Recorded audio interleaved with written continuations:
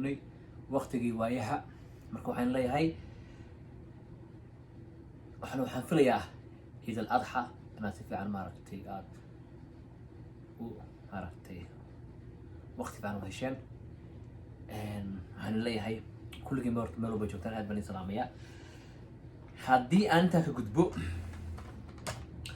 waxa aan maanta rabaa inaan ka hadlo mawduucii rabaa inaan ka hadlo dhibaatooyinka dadka ay ku hayso bahashan la yidhaahdo bidaarta ama loo yaqaano timaha qofka markay yar durkaan oo ama timaha qofka ka soo daataan marka waxaan rabaa in aan in yar 3 kelmadood 4 kelmadood inaan martaqaana inta yiraahdo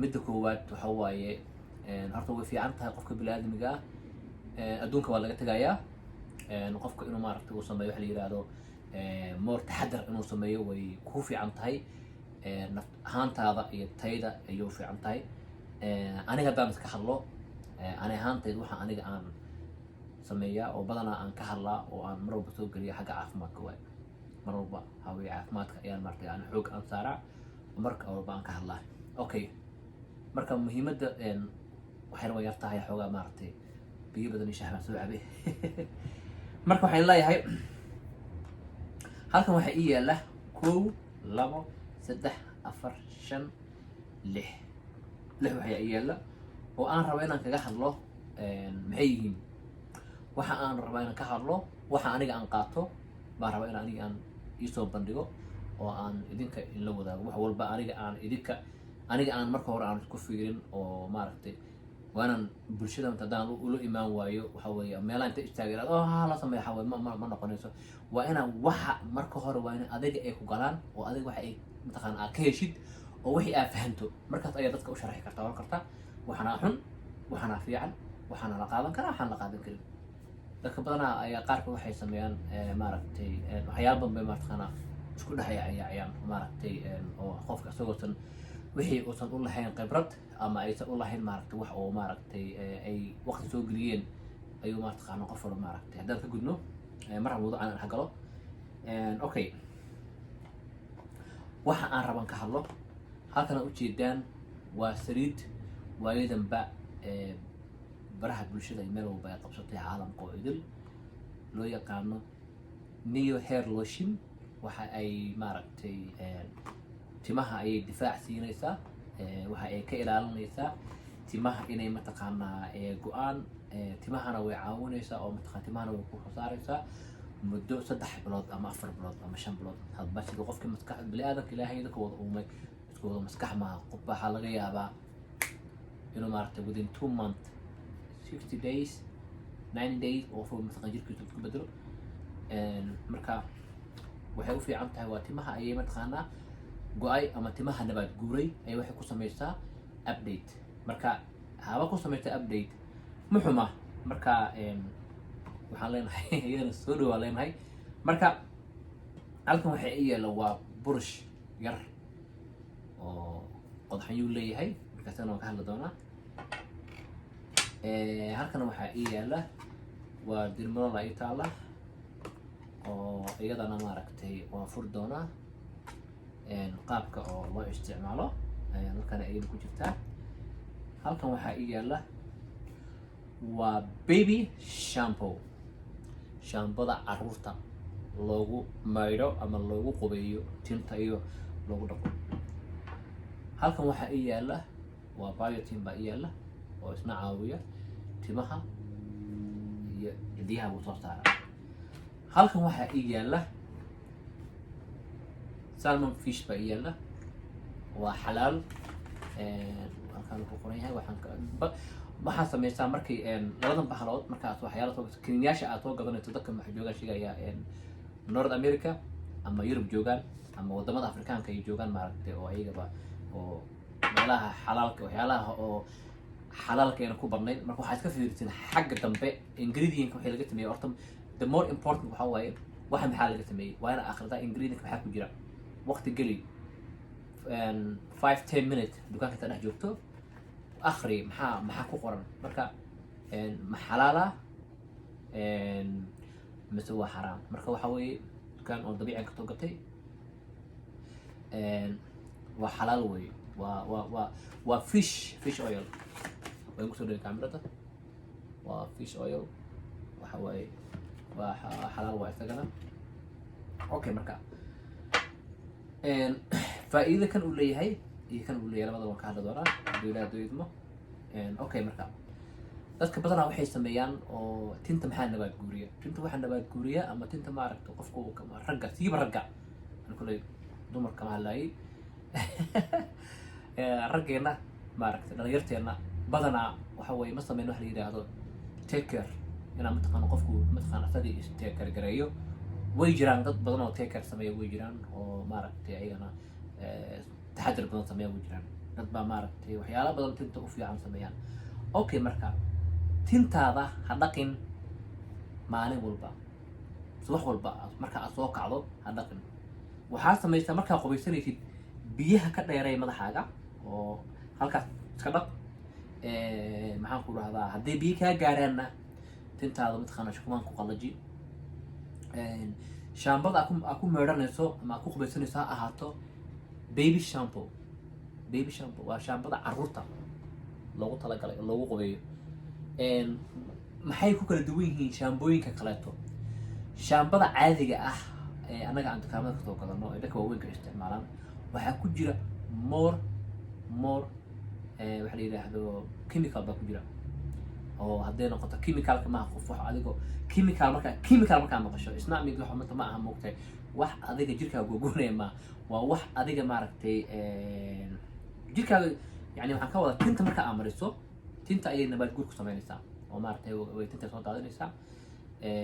marka waxaa ku jiro chemical yaraa ku jirto oo tinta mataqaa dhaawacayso. marka waxaan oran lahaa waxaad samaysaa marka aad qubaysanaysaan inaad baby shampoo aad soo gadatid oo aad mataqaanaa waa inaad qubaysataa tinta aad dhaqdaa every 3 days ama every 4 days adiga weekii 2 jeer tinta haddaa dhaqdo. hana ku dhaqi tintaada biyo aad u kulul, biyo yaroo qabow oo la yidhaahdo isku dhex dar ah kuleel iyo qabow qiyaaqso gacantaada u dhigo. dareenka waxaa laga dareemaa gacanta laga dareemaa waa u dhiganaysaa jirkaaga halkan waa isku mid more like xaggana laga gacanta u dhigo biyaha ma dareemaysaa ha okay ma ku dhibaya maysama tinta ku dhaqo. Okay, marka tintii aan dhaqo every 4 days aan dhaqo. haddaba tintaada ma go-ayso, tintaada ma kaa halaabayso, dhaawac badan ma arkaysid, nabaad guurka uma samayn doonaan. haddaba saliidan marka qaabkee loo isticmaalaa?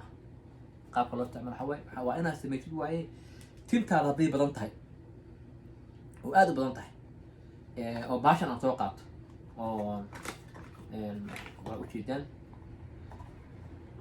waxaa weeye waa spray oo halkaas aan ku buufiyo inta furo oo aan dhash ku siiyo oo aan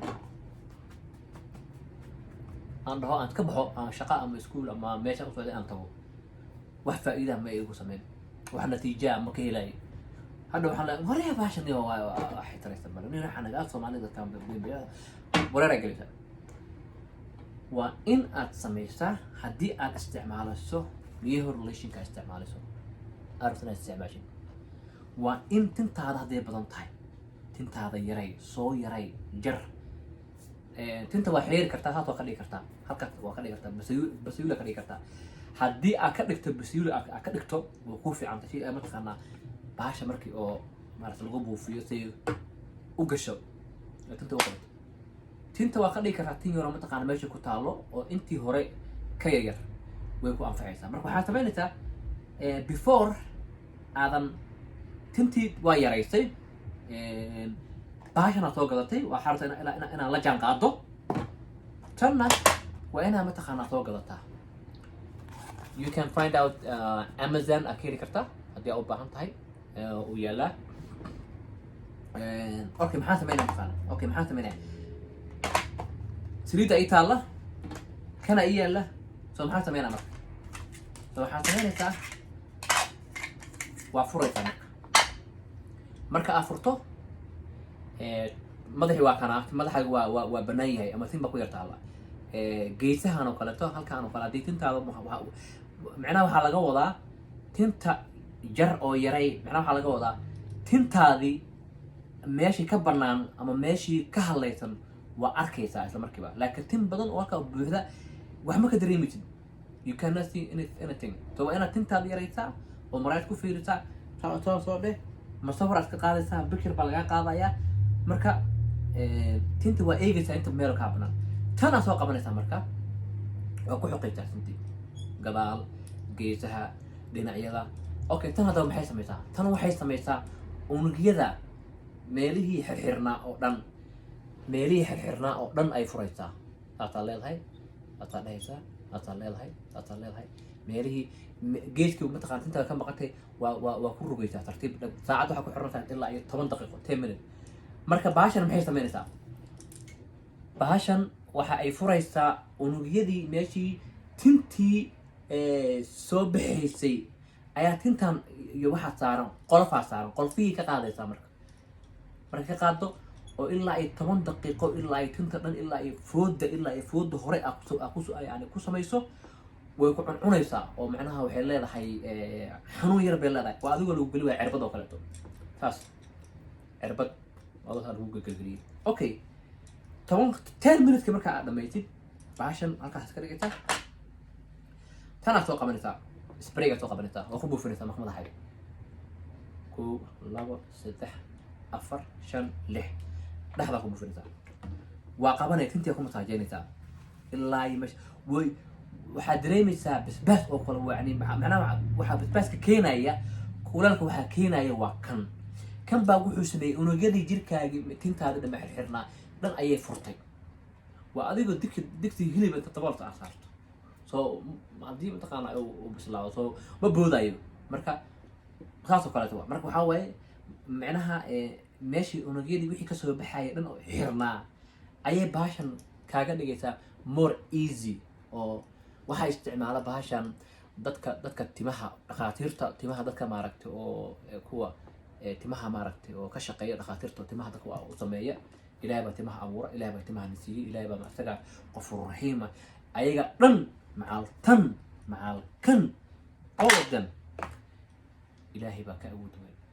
ilaahay wuxuu ku yidhi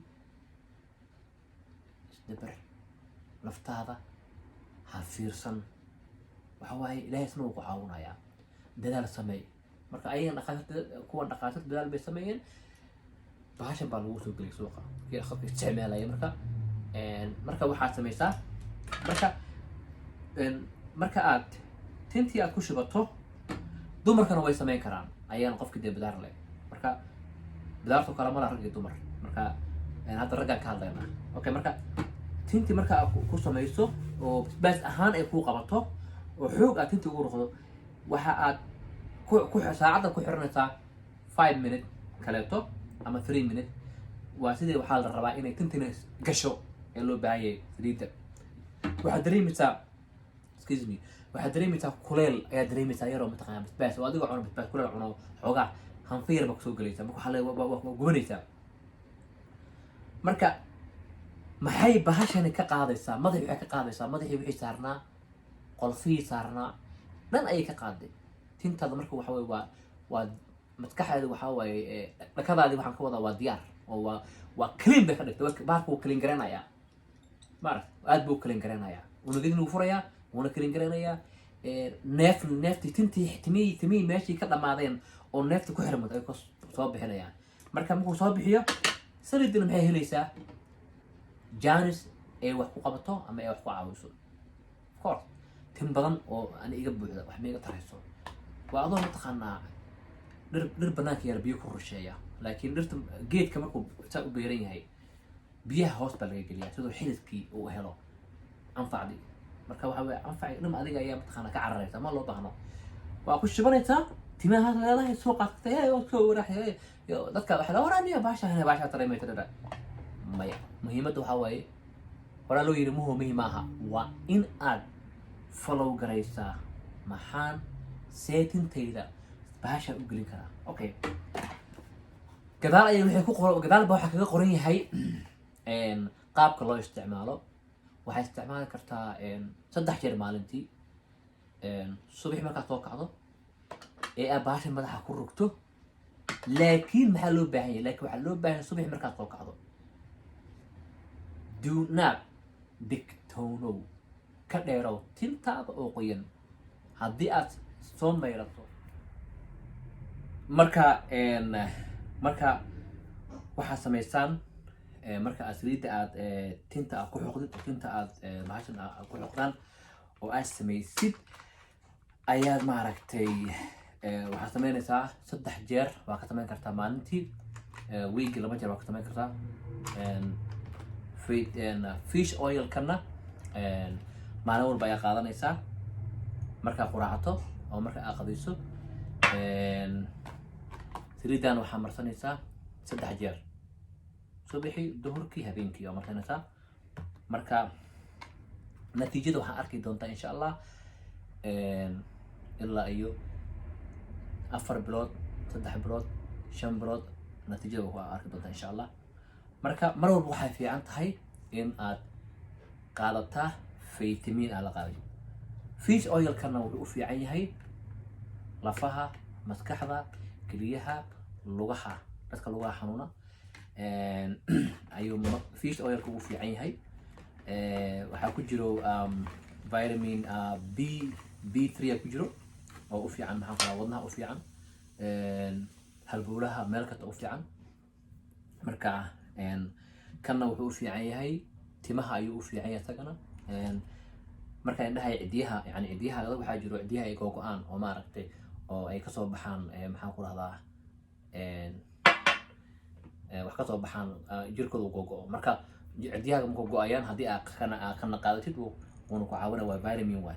marka insha Allah waxaan leeyahay waxaad mar walba waxaa ku dadaashaan caafimaadkiina. marka waxaan leeyahay like and subscribe and share YouTube-kayga ii dhaha. marka insha Allah